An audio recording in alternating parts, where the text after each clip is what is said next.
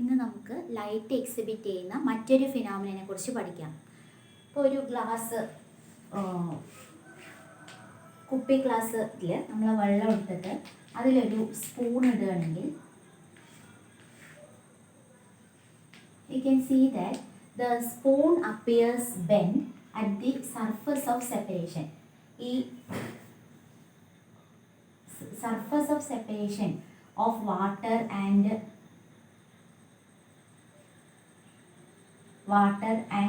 air. ഇവിടെ ഇതിൽ നമുക്കൊരു ബെൻഡ് കാണാൻ പറ്റും.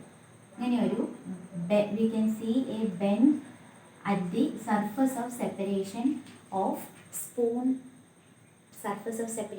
water and air. അപ്പോൾ ഈ വെള്ളത്തിൽ നിന്നുള്ള റേസ് ഓഫ് ലൈറ്റ് വെള്ളത്തിൽ നിന്ന് എയറിലേക്ക് ട്രാവൽ ചെയ്തിട്ടാണ് നമ്മുടെ കണ്ണുകളിൽ എത്തുന്നത്. അപ്പോൾ ഒരു മീഡിയത്തിൽ നിന്ന് മറ്റൊരു മീഡിയത്തിലേക്ക് ലൈറ്റ് ട്രാവൽ ചെയ്യുമ്പോൾ there is a change in the direction of light ray and that is called refraction. എന്നുള്ളതിൻ്റെ മലയാള പദം അപവർത്തനം. അപ്പോൾ ലൈറ്റ് ഒരു മീഡിയത്തിൽ നിന്ന് മറ്റൊരു മീഡിയത്തിലേക്ക് സഞ്ചരിക്കുമ്പോൾ ആ സർഫസ് ഓഫ് സെപ്പറേഷൻ അല്ലെങ്കിൽ ഇൻ്റർഫേസ്, രണ്ട് മീഡിയത്തിൻ്റെയും ഇടയിലുള്ള ഇൻ്റർഫേസ് എന്ന് പറയുമ്പോൾ ഇതാണ് ഇൻ്റർഫേസ് അല്ലേ, the surface of separation of the two media. അവിടെ വെച്ചിട്ട് there is a bend or there is a change in the direction of light ray. ആ change in direction or the bending of light ray at the interface when light travels from one medium to another is called refraction. Now we shall see the laws of refraction.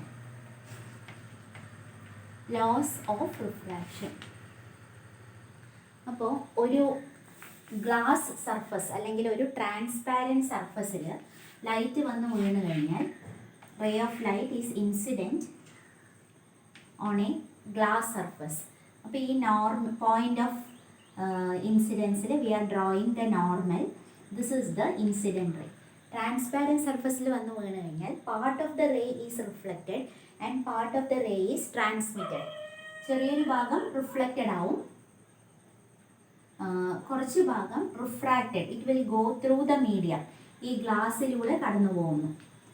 അപ്പോൾ ഈ ഗ്ലാസ്സിലൂടെ പോകുന്ന ray straight ആയിട്ടല്ല പോകുന്നത്. There will be a change in its direction. ഇങ്ങനെ straight ആയി കടന്നു പോകുന്നതിന് പകരം there is a change in the direction of the light ray. അപ്പോൾ this is the refracted ray. ഈ അതേ മീഡിയത്തിലേക്ക് റിഫ്ലക്റ്റഡ് ആവുന്നത് reflected ray. And this is the refracted ray and the normal. ഇതിൻ്റെ രണ്ടിൻ്റെയും ഇടയിലുള്ള ആംഗിളിനെ നമ്മൾ ആംഗിൾ ഓഫ് റിഫ്രാക്ഷൻ എന്ന് പറയുന്നു. Angle of refraction. അപ്പോൾ ലോസ് ഓഫ് റിഫ്രാക്ഷനിലെ the first law is that the incident ray, the refracted ray and the normal lie in the same plane. ഈ മൂന്ന് റേസ് ഇല്ല, ഇൻസിഡൻറ്റ് റേ, റിഫ്രാക്റ്റഡ് റേ, പിന്നെ normal, they are in the same plane. പിന്നെ രണ്ടാമത്തെ ലോയിൽ പറയുന്നത് the ratio of the sine of the angle of incidence to the sine of angle of refraction is a constant. ആ constant ആണ് n/1. The ratio of the sine of the angle of incidence to the sine of angle of refraction is a constant and that constant is called refractive index.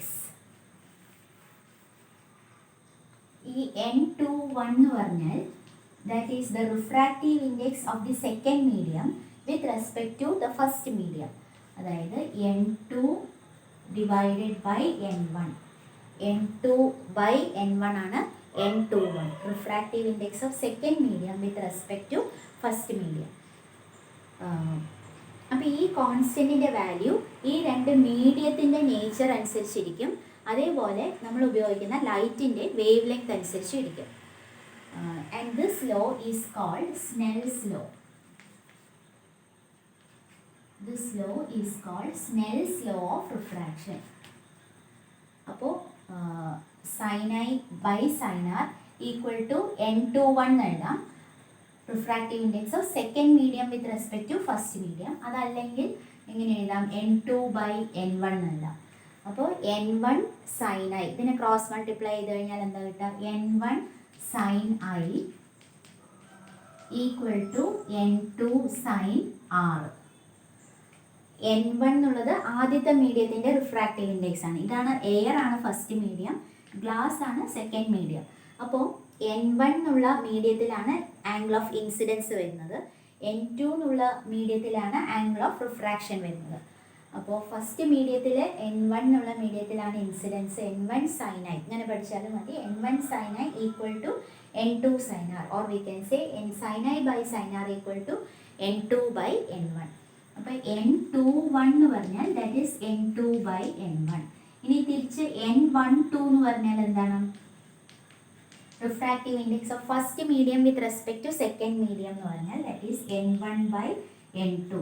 അപ്പോൾ നമുക്ക് പറയാം n21 is equal to 1 by n12 അല്ലേ? ഇത് reciprocals of each other ആണ്, ഇങ്ങനെ പറയാം.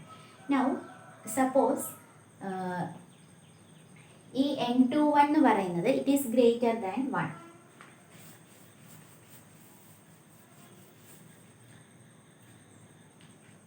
n21 is greater than 1 എന്ന് പറഞ്ഞാൽ അതിൻ്റെ അർത്ഥം n2 by n1 is greater than 1 അല്ലേ? n2 by n1 greater than 1 എന്ന് പറയുമ്പോൾ ന്യൂമറേറ്റർ വലുതും denominator ചെറുതുമാണ്. n2 greater than n1 എന്നർത്ഥം. അപ്പോൾ ഇവിടെ n2 വലുതും n1 ചെറുതുമാണെങ്കിൽ ന്യൂമറേറ്ററാണ് വലുതെന്ന് പറഞ്ഞാൽ i is greater than r അല്ലേ? sin i by sin r equal to n2 by n1 ആണ്.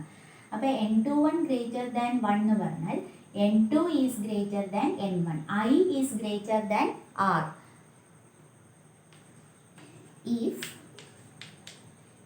if n2 is greater than n1, രണ്ടാമത്തെ മീഡിയം കൂടുതൽ വലുതും first medium refractive index of second medium is greater than that of first medium എങ്കിൽ then I is greater than R, or we can say R is less than I. Angle of refraction കുറവായിരിക്കും. അപ്പോൾ second മീഡിയത്തിൻ്റെ refractive index കൂടുതൽ എന്നുള്ളതിന് നമ്മൾ ഉപയോഗിക്കുന്ന term optical ഡെൻസിറ്റിയാണ്. Refractive index കൂടുതലാണെങ്കിൽ നമ്മൾ പറയും ആ medium is optically denser than the other medium. ഇപ്പോൾ മറ്റേ സാധാരണ ഡെൻസിറ്റി ആയിട്ട് ബന്ധമില്ല. സാധാരണ മാസ് ഡെൻസിറ്റി പറയുന്നത് density equal to mass by volume ആണ്. ഇവിടെ ഓപ്റ്റിക്കൽ ഡെൻസിറ്റി എന്ന് പറഞ്ഞാൽ it is not related to mass density, it is entirely different. Optical density എന്ന് പറയുന്നത് it is a measure of the refractive index of the medium, or we can say it is a measure of the resistance offered by the medium to the passage of light. Optical density അല്ലെങ്കിൽ refractive index കൂടുതലാണെങ്കിൽ അത് ലൈറ്റിനെ വളരെ എളുപ്പത്തിൽ കടത്തിവിടാൻ അനുവദിക്കില്ല. അപ്പോൾ n2 greater than n1 ആണെങ്കിൽ optical density of second medium is greater than first medium. For example ഗ്ലാസിൻ്റെ refractive index, glass is optically denser than air. എയറിൻ്റെ റിഫ്രാക്റ്റീവ് ഇൻഡെക്സ് നമ്മൾ സാധാരണ 1 ആയിട്ടാണ് എടുക്കുന്നത്. ഗ്ലാസിൻ്റെ റിഫ്രാക്റ്റീവ് ഇൻഡെക്സ് 1.5 ഉള്ള ഗ്ലാസ് ഉണ്ട്, 1.4. Different types of glass have different refractive indexes. അപ്പോൾ 1.5 അല്ലെങ്കിൽ 1.4 ആണ് വിചാരിക്കുക. അപ്പോൾ R will be less than I എന്ന് പറഞ്ഞാൽ angle of refraction will be less than, ഈ ചിത്രത്തിൽ കാണിച്ച പോലെ R കുറവും I കൂടുതലുമായിരിക്കും. അതായത് the ray of light will bend towards the normal. When light travels from a rarer medium to a denser medium the ray will bend towards the normal. ഇനി തിരിച്ചിട്ടാണെങ്കിലോ, if നമ്മൾ പറഞ്ഞത് n21 ഈസ് ലെസ് ദാൻ 1, നമ്മൾ ആദ്യം പറഞ്ഞ n21 greater than 1 ആണ്. n21 less than 1 എന്ന് പറഞ്ഞാൽ n2 by n1 is less than 1 എന്ന് പറഞ്ഞാൽ അതിൻ്റെ അർത്ഥം n2 is less than n1 അല്ലേ? n2 ലെസ് ദാൻ n1 എന്ന് പറയുമ്പോൾ ഇവിടെ n2 ചെറുതും n1 വലുതുമാണെങ്കിൽ ഇതാണ് കുറവ് വെച്ചാൽ n2 is less than n1 ആണെങ്കിൽ ന്യൂമറേറ്റർ ചെറുതാണ്, അപ്പോൾ ഇത് N21 പറയുന്നത് ലെസ് ദാൻ 1 ആവും. അല്ലെങ്കിൽ I is less than R. I is less than R, or we can say R is greater than I. I less than R ആയിരിക്കും, അല്ലെങ്കിൽ R greater than I ആയിരിക്കും. അപ്പോൾ R ഗ്രേറ്റർ ദാൻ I എന്ന് പറയുമ്പോൾ ഈ figure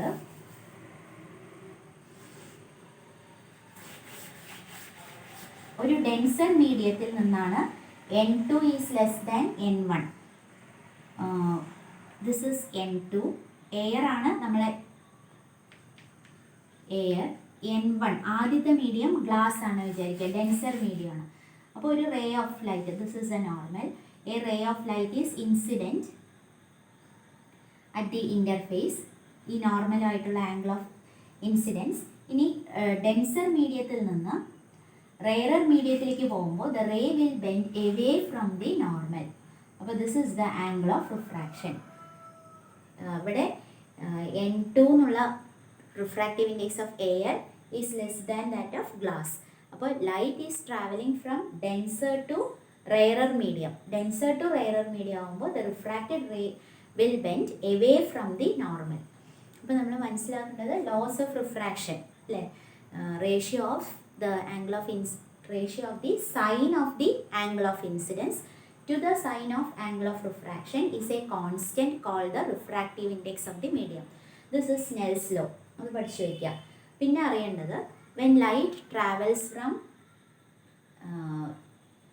ആദ്യം നമ്മൾ പറഞ്ഞത് rarer to denser medium. Rarer to denser മീഡിയത്തിലേക്ക് ലൈറ്റ് ട്രാവൽ ചെയ്യുമ്പോൾ the ray will bend towards the normal. പിന്നെ when light travels from denser to rarer medium, the ray of light will bend away from the normal. ആ രണ്ട് പോയിന്റ്സും മനസ്സിലാക്കുക.